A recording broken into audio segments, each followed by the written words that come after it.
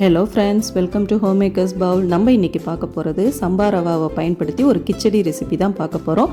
சம்பா ரவாவை பயன்படுத்தி நிறைய ரெசிபிஸ் நம்ம சேனலில் ஏற்கனவே அப்லோட் பண்ணியாச்சு. எல்லாத்தோடைய லிங்க்கும் டிஸ்கிரிப்ஷனில் கொடுக்குறேன். இந்த கிச்சடி ரெசிபி சின்ன பசங்கள்லேருந்து பெரியவங்க வரைக்கும் விரும்பி சாப்பிடுவாங்க. ரொம்பவே டேஸ்ட்ஃபுல்லாக, ரொம்பவே நல்லாயிருக்கும். வாங்க டீட்டெயில் ரெசிபி பார்க்க நம்ம வீடியோக்குள்ளார போகலாம். நம்ம சேனலில் ஃபஸ்ட் டைம் பார்க்குறவங்க சப்ஸ்கிரைப் பண்ணிவிட்டு பெல் பட்டனையும் தட்டி விடுங்க. வாங்க பார்க்கலாம்.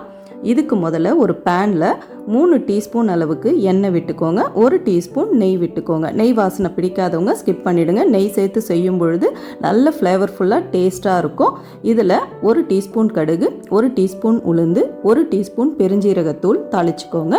கூடவே ஒரு அரை இன்ச் அளவுக்கு பட்டை, 2 கிராம்பு, 1 ஏலக்காய், ஒரு சின்ன பிரிஞ்சி இலை, இதுவும் மசாலா தன்மைக்காக நம்ம சேர்த்துக்கலாம். சேர்த்துட்டு கூடவே கருவேப்பிலையும் கிள்ளி சேர்த்துக்கோங்க. நல்லா பொரிஞ்சதுக்கப்புறம் இந்த மாதிரி நான் காய்கறிகளெல்லாம் வெட்டி வச்சுருக்கேன், அதையும் நம்ம சேர்த்துடலாம். நான் 4 பச்சை மிளகாவை நல்லா கீறிட்டு சேர்த்துக்கிறேன். காரம் உங்களுக்கு தகுந்த மாதிரி சேர்த்துக்கோங்க. ஒரு மீடியம் சைஸ் வெங்காயத்தை நீளமாக நறுக்கி வச்சுருக்கேன், அதையும் நான் சேர்த்துக்கிறேன்.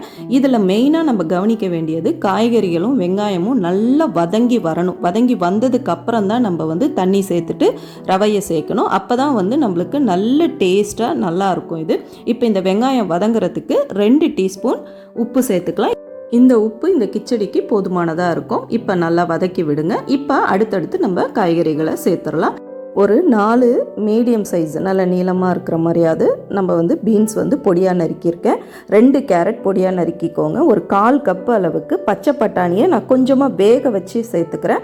அப்போ தான் இதில் இன்னும் வெந்து வரத்துக்கு நல்லாயிருக்கும். ஒரே ஒரு உருளைக்கிழங்கு பொடியாக நறுக்கி அதையும் சேர்த்துக்கோங்க.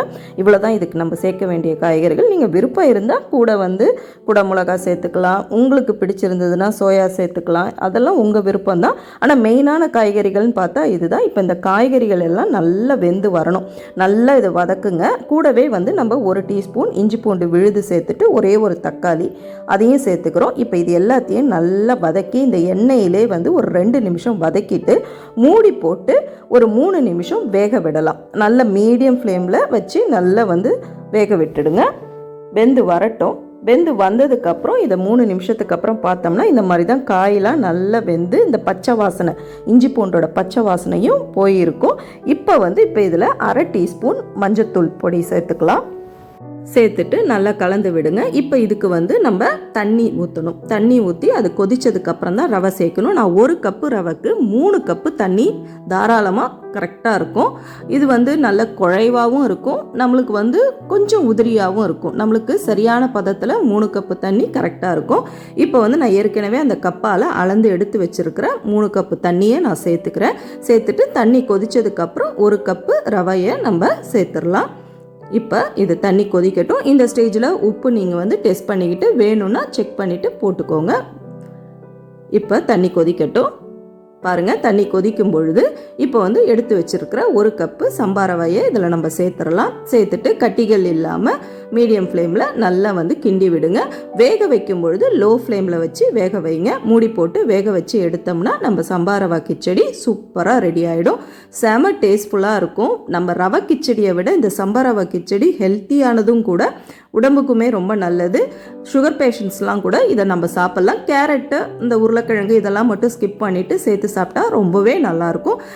இறக்குறதுக்கு முன்னாடி மேலே கொஞ்சமாக கொத்தமல்லி இலையை தூவி இறக்குங்க. நல்ல சுட சுட தேங்காய் சட்னியோட பரிமாறுங்க. செம டேஸ்ட்ஃபுல்லாக இருக்கும். நீங்களும் ட்ரை பண்ணி பார்த்துட்டு கமெண்ட் செக்ஷனில் ஃபீட்பேக் சொல்லுங்கள். நம்ம சேனலை சப்ஸ்கிரைப் பண்ணுங்கள். சீக்கிரமே வேற ஒரு ரெசிபியில் சந்திப்போம்.